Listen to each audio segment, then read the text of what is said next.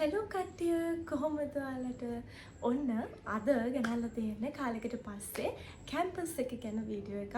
ඔයාලා ගොඩ දෙනෙක් අපේ යුනිවර්සිටි එකට සිලෙක්ට් වෙච්ච නංගිල මල්ල ගොඩ දෙනෙක් අහන ප්‍රශ්න වලට උත්තර තමයි අද vlog එකේ අරන් ඇවිල්ලා තියෙන්නේ. පහුගිය කාලෙම ඔයාලා ගොඩ දෙනෙක් මේ යුනිවර්සිටි කට් ඔෆ් මාක් ආවට පස්සේ මගෙන් අහලා තිබුණා ඌව වෙල්ලස කොහොමද ඌව වෙල්ලස්සේ මෙකැනිකල් ඩිග්‍රී එක කොහොමද ඌව වෙල්ලස්සේ ඉන්ජිනියරින් ටෙක්නොලොජි ඩිග්‍රී එක ගැන කියන්න කියලා ප්‍රශ්න ගොඩාක්.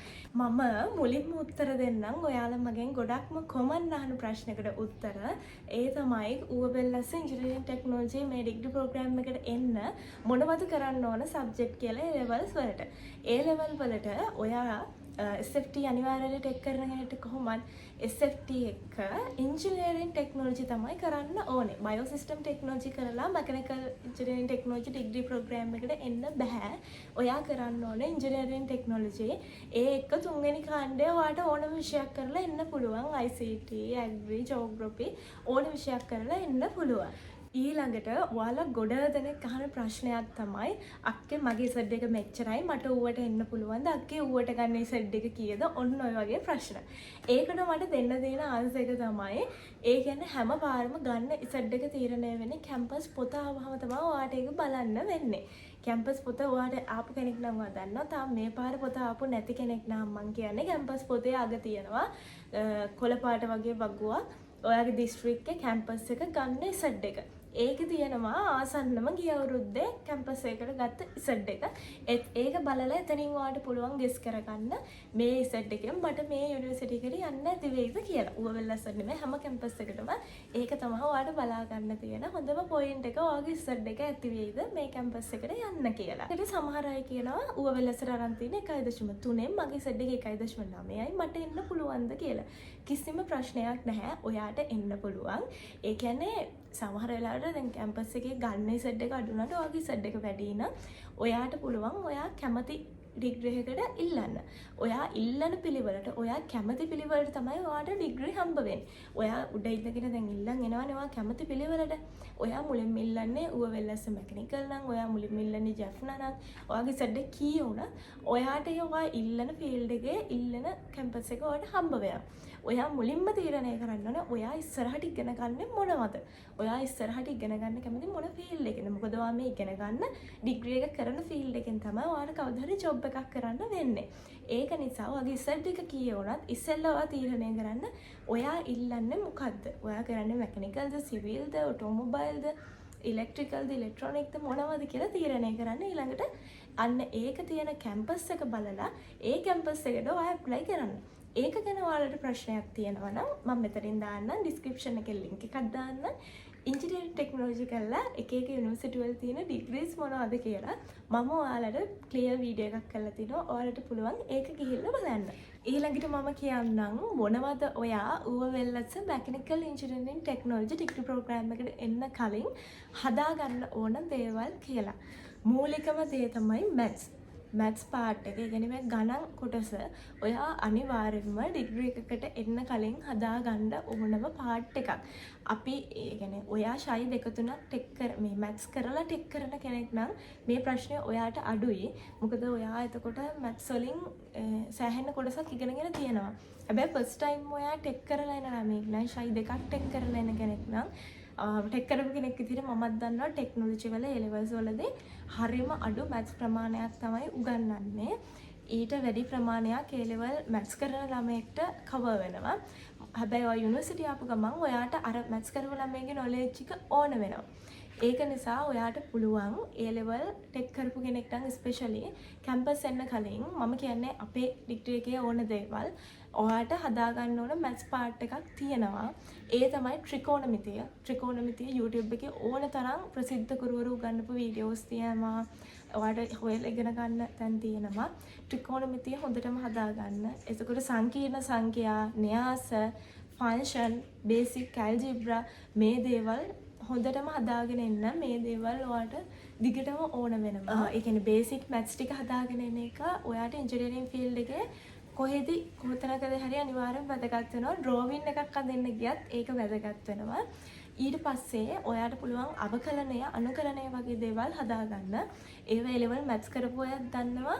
කොච්චර වැදගත්ද කියලා ඒකම ඒව ඕන තරම් YouTube එකේ වීඩියෝස් තියෙනවා බලලා ඔයාට පුළුවන් ඒ දේවල් ඉගෙනගෙන ඉන්න. ඉස්සරහට අපිත් අපේ මේ ජූනියර් නංගිලා මල්ලිලාත් අපිත් හිතලා තියෙනවා ඔයාලට සපෝට් වෙන්න මැත්ස් වීඩියෝස් ටිකක් මැත්ස් සම්බන්ධ වීඩියෝස් ටිකක් අපේ මේ යුනිවර්සිටි එකේ අපේ මේ ඩිපාර්ට්මන්ට් එකේ සොසයිටි එකේ channel එකේනොත් ඔයාලට අරගෙන එන්න.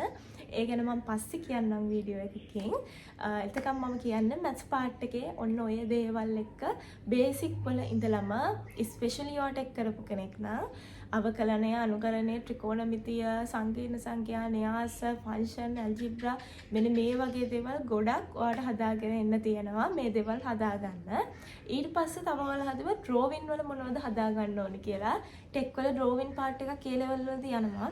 ඒකෙම ඇඩ්වාන්ස් ඩ්‍රෝවින් පාර්ට් එක යුනිවර්සිටි ආවහම කරනවා. සොෆ්ට්වෙයාර් විදිහට ඔයාලට පුළුවන් AutoCAD, SolidWorks වගේ සොෆ්ට්වෙයාර් ඒවයේ ඩ්‍රෝවින් කරන්නේ කොහොමද ඒ දේවල් හොඳට ඉගෙන ගන්න. ඒවා යුනිවර්සිටි ආවහම සබ්ජෙක්ට් විදිහට තියෙනවා. හැබැයි ඔයාලට ඉන්ඩස්ට්‍රි ගියාම එහෙමත් ඒවා සෑහෙන්න වැදගත් වෙනවා. ඒ දේවල් ඔයාලට පුළුවන් හදාගන්න.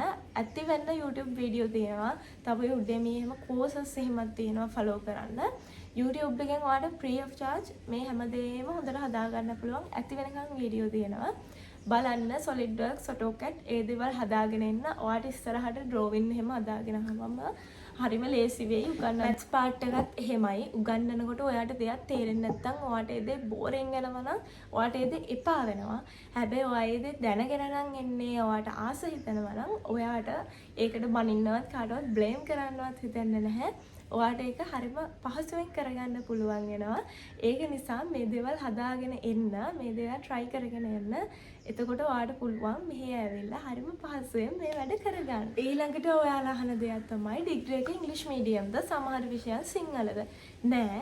මුළු ඩිග්‍රී එකම සම්පූර්ණයෙන්ම යන්නේ ඉංග්‍රීසි මීඩියම්. සිංහල විෂයන් මොකුත්ම යන්නේ නැහැ.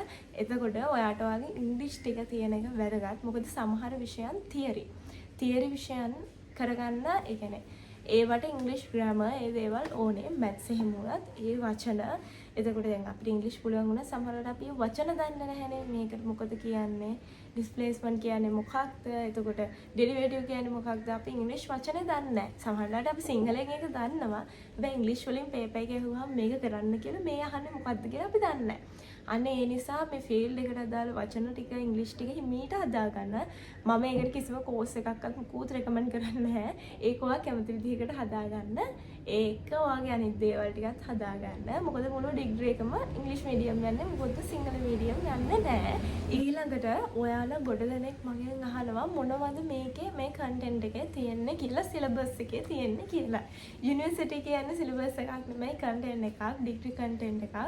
මේක ඇතුළේ යන්නේ ඒ කියන්නේ ඔයාලට ෆස්ට් ඉයර් ULSට ආවහම ඉන්ජිනියරින් ටෙක්නොලොජි වලට ෆස්ට් ඉයර් එකේ පළවෙනි මේ සෙමෙස්ටර් එකේම ඔයාගේ මැත්ස් පාර්ට් එක. අර මම කලින් කිව්ව සංකීර්ණ සංඛ්‍යා, ත්‍රිකෝණමිතිය, ෆන්ක්ෂන්, මෙට්‍රික්ස් මෙන්න මේ වගේ දේවල් ටික හදනවා. ඒ හදනවා කියන්නේ ඒක සබ්ජෙක්ට් එකක්. මැත්ස් කියන්නේ 4 ක්‍රෙඩිට් සබ්ජෙක්ට් එකක්. ඊට පස්සේ ෆිසික්ස්, කෙමිස්ට්‍රි, එතකොට ඔයාගේ ICT පැත්ත බේසික් ඔයා තමයිට ICT නොකර ජෝග්‍රෆි ඇග්‍රි වගේ කරලා කෙනෙක් වෙන්න පුළුවන්. ඒතකොට ඒ පැත්ත ඒ දේවල් හදනවා. අනිත් එක තමයි ඔයා ටැමිල් බැරි කෙනෙක් නම් සිංහල කෙනෙක් නම් ටැමිල් බැරි, ටැමිල් කෙනෙක් නම් සිංහල බැරි. මේකත් පොඩ්ඩක් හදාගෙන එන්න non GPA සබ්ජෙක්ට් එකක් විදිහට ඒකත් තියෙනවා. ඊට පස්සේ පළවෙනි අවුරුද්ද දෙවෙනි සෙමෙස්ටර් එකේදී ඩ්‍රෝවින් පැත්ත, එතකොට AutoCAD, එතකොට hand drawing, ඊට පස්සේ මේ අවකලන අනුකලන ඒ විෂයන් අර ස්ටැට් පැත්ත මේ දේවල් හැදෙනවා සම්පූර්ණම. ඒ කියන්නේ ඉන්ජිනියරින් ටෙක්නොලොජි වලට ඕන හැම දෙයක්ම මේ ඩිග්‍රී කන්ටෙන්ට් එක ඇතුලේ තියෙනවා. එතකොට මේ දේවල් ඔයාට මම කැම්පස් පාස් වුණා, මම කැම්පස් යන්න පුළුවන් දැන් මට කියලා ඉඳියොත් ඔයාට ආවට පස්සේ මේ දේවල් කරගන්න ටිකක් අමාරු වෙනවා. ඒ නිසා ඒ කාලේ ඔයාට ටිකක් මේ කැම්පස් එක පටන් ගන්න කල් යනවනේ. හැබැයි ඉක්මනට මේ වැඩේ ඉවර වෙනවා. ඔයා දැන් කට් ඔෆ් ඇවිත් ඉන්න කෙනෙක් නම් ඔයාට ඔක්තෝබර් සැප්තැම්බර් වෙද්දි කැම්පස් පටන් ගන්නවා. ඔයා තාම ආපු නැති සෙට් එකේ කෙනෙක් නම් ඔයාලට කැම්පස් පටන් ගන්න 2027 සැප්තැම්බර් විතර. එතකොට ඔයාලට ඇති වෙන්න කාලේ තියෙනවා මේ දේවල් හදාගන්න. ඒ කාලේ පළදායි විදිහට පාවිච්චි කරන්න. එහෙම නැති වුණොත් ඊට පස්සේ ඇවිල්ලා කාටවත් දොස් කිව්වා කියලා වැඩක් වෙන්නේ නැහැ. මොකද A levels වලින් රජයේ කැම්පස් එකකට යන්න chance එකක් ලැබෙන්නේ හරිම අඩු පිරිසකට.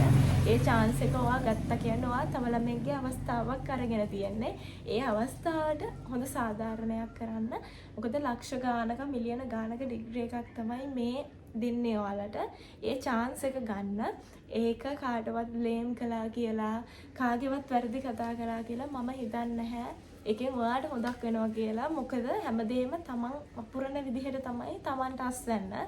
ඒ කියන්නේ තමන් හොඳ විදිහට දේවල් කරගත්තොත් තමන් මහන්සි වුණොත් තමන්ට හොඳ රිසල්ට් එකක් ගන්න පුළුවන්. අපි පර්සනලි දන්නවා අපේ ස්ටාෆ් එක, අපේ ඇකඩමික් ස්ටාෆ් එක, නන් ඇකඩමික් ස්ටාෆ් එක හරිම ෆ්‍රෙන්ඩ්ලි. අපිට සෑහෙන උදව් කරලා තියෙනවා අපේ ප්‍රශ්නවලදී, ඇකඩමික් ප්‍රශ්නවලදී හැම දෙයකටම.